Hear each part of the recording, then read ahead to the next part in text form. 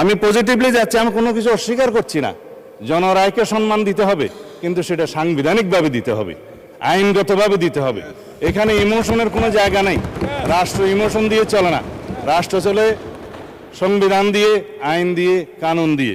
তা আমরা সেইভাবে যাই। এখানে অনেক কথাই বলা হয়েছে। আজকে বলা হয়েছে আমরা এই জুলাইয়ের সনদকে সম্মান করি, গণরায়কে সম্মান করি, কিন্তু আবার বলা হয়েছে আমাদের সময় নেই এটা বাস্তবায়ন করার জন্য। আসলে আমরা যদি সম্মান করি তাহলে সময় কেন থাকবে না? আমাদেরকে সময় বের করতে হবে, জুলাইয়ের সনদ আমাদেরকে বাস্তবায়ন করতে হবে। এই সংসদে আমরা সংবিধান সংশোধন করে আমরা এটা বাস্তবায়ন করতে পারবো না। আমাদের সুপ্রতিষ্ঠিত যেই জুরিসপ্রুডেন্স রয়েছে, সেই অষ্টম সংশোধনীর আনোয়ার হোসেনের মামলায় যেটা বলা হয়েছে, সংসদ চাইলেই সংবিধানের মৌলিক কাঠামোকে পরিবর্তন করতে পারেন না। অষ্টম সংশোধনীর স্পেসিফিক যেই বিষয়টি ছিল সেটি ছিল এই বিচার বিভাগকে বিকেন্দ্রীকরণ। সেই বিষয়টি কিন্তু আমাদের সেই অধ্যাদেশের মধ্যেও এসেছে, আমরা গণভোট সেই বিষয় দিয়েছি, জুলাই সনদের মধ্যেও রয়েছে। সেখানে আমরা যদি আবার একই বিষয়কে সংসদে সংশোধন করি, সেই আনোয়ার চৌধুরীর অষ্টম সংশোধনীর মামলা রায় কোথায় যাবে? আমরা আরও বলেছিলাম যে পঞ্চম সংশোধনীতে যেটা বলা হয়েছে রাষ্ট্রের মৌলিক নীতিমালাগুলোকে পরিবর্তন করা।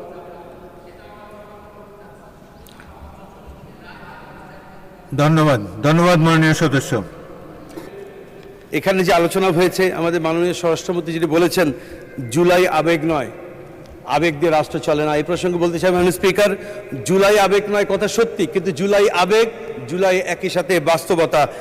আবেগ বলে জুলাইকে খাটো করে দেখার কোনো সুযোগ নেই। মাননীয় স্পিকার, 50 ঘন্টার আলোচনার যে বিষয়টি এখানে উপস্থাপন করা হয়েছে, সেখানে সকল সংসদ সদস্যরা যাতে নির্বিঘ্নে আলোচনা করতে পারে, সেজন্য 50 ঘন্টার আলোচনার কথা মাননীয় বিরোধী দল নেতা উত্থাপন করেছিলেন, কিন্তু এটিকেও খাটো করে দেখা হয়েছে। আরেকটি কথা মাননীয় স্পিকার, জুলাই আইন ও অধ্যাদেশ ব্যাপারে মাননীয় স্বরাষ্ট্রমন্ত্রী উল্লেখ করেছেন। তিনি বলছেন জুলাই আইনও না, অধ্যাদেশও নয়, কিন্তু সংবিধানের 152তে বলা হয়েছে সকল অধ্যাদেশী আইন। সুতরাং তিনি এই মন্তব্যটি তার দায়িত্বশীল মন্তব্য হয়নি। আমরা আশা করি ভবিষ্যতে তিনি দায়িত্বশীল মন্তব্য করবেন। মাননীয় স্পিকার, আমাকে কথা বলার সুযোগ দেওয়ার জন্য আপনাকে ধন্যবাদ জানাচ্ছি। আমি পজিটিভলি যাচ্ছি, আমি কোনো কিছু অস্বীকার করছি না। জনরায়কে সম্মান দিতে হবে, কিন্তু সেটা সাংবিধানিকভাবে দিতে হবে, আইনগতভাবে দিতে হবে। এখানে ইমোশনের কোনো জায়গা নেই।